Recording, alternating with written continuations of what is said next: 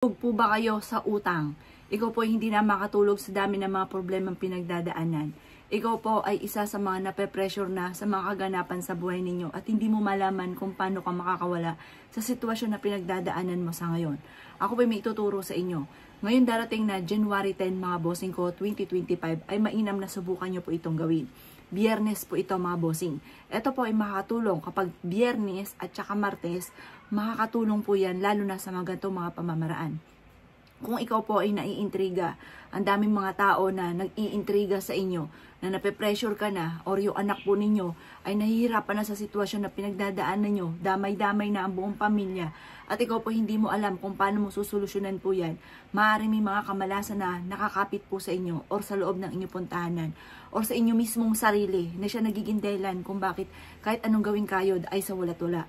Or kung bakit ikaw po ay nagiging malalapit sa mga tao na may mga inggit, or kaya po ikaw ay madalas ay chinichismis, bagamat ikaw ay walang pakalam sa kanila pero sila ay lagi nangingialam sa buhay po ninyo, na nakaka-pressure po talaga ang mga ganyang sitwasyon. Kaya mainam na subukan nyo po itong gawin mga bossing. Mainam po mga bossing ko na kumuha ka ng isang malinis na papel. Proven po ito mga boss. Gagawin nyo po ito na may 100% kang paniniwala. Mainam po mga bossing ko na kumuha ka ng isang malinis na papel at isulat nyo po dito mga bossing ko ang mga pagsubok ng pinagdadaanan. Eto, isulat nyo muna ang inyong tunay na pangalan at ipilido. Kumuha po kayo ng panulat, mas mainam sana ay kulay pula kasi ang pula ay nagtataboy ng kamalasan at umahatak ng swerte. Halimbawa mga bossing, isulat nyo ang inyong pong pangalan. Yan, sulat ko ang aking pangalan. Halimbawa ikaw ay lubog sa utang. Ang iwi-wish po dito, makakabayad na ako sa aking mga pagkakautang. Or kaya po, maraming pera ang darating sa akin. Ganon, bahala na kayo mag-wish. Ang pag-wish po ninyo ay walang gamit sana, direct to the point. Halimbawa,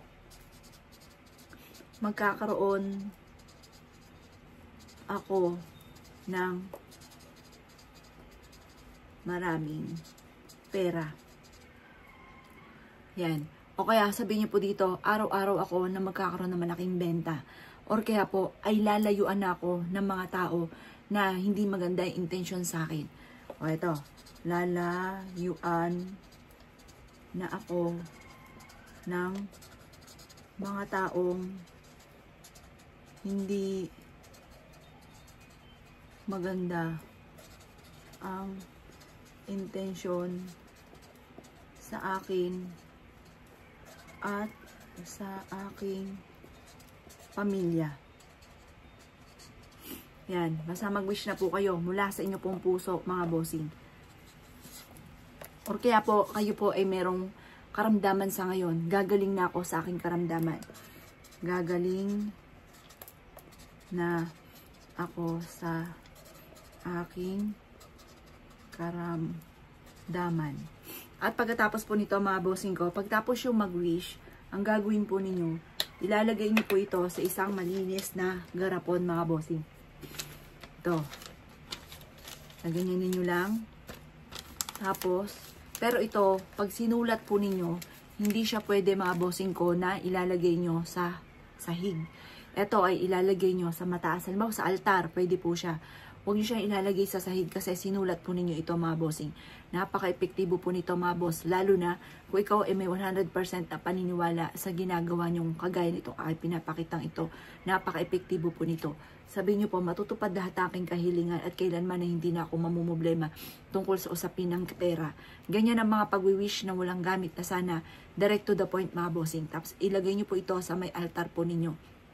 Ito pa mga bossing, 1 week pa lamang ay makikita nyo kaagad ang ganda na resulta. May darating sa inyong magandang balita na sobra mong ikatutuwa. Na isa sa mga wishes ninyo or ilan sa mga wishes po ninyo ay matutupad ko naman ang mga wishes po ninyo. Palitan nyo lang ang tubig at magpanibago kang wishes po muli mga bossing. Napaka-epektibo po nito. Pero huwag kang gagawa ng ganito na ipagsasabi nyo. Kasi may mga kontrabida mga bossing. Yung ba tipo na nauudot lagi yung swerte dahil may mga kumukontra sa mga pangarap po ninyo. Kumbaga nakakaingit ang kakagad, wala pa nga yung swerte. May mga ganong sitwasyon. Kaya, i-share nyo na lang mga bossing ko ang akin live at makakatulong po ito upang sa ganon, kayo po mga bossing ko ay matupad kaagad ang mga pinapangarap. Epektibo po ito ha mga bossing.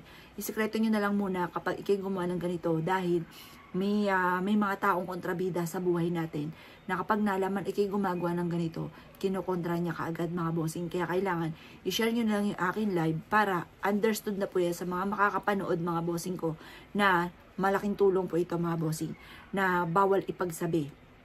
Pero pwedeng mag-share para makatulong sa ating kapwa. Kaya kung ikinaniwala at naisip po itong gawin, itapon nyo lang yung tubig kapag po after 1 week. Sa susunod na biyernes, tapon nyo, tapos gawa ko ulit ng ganito. Napaka-epektibo po nito. Kaya kung ikinaniwala at naisip po itong gawin, ay siya mga boss, good luck po sa po lahat.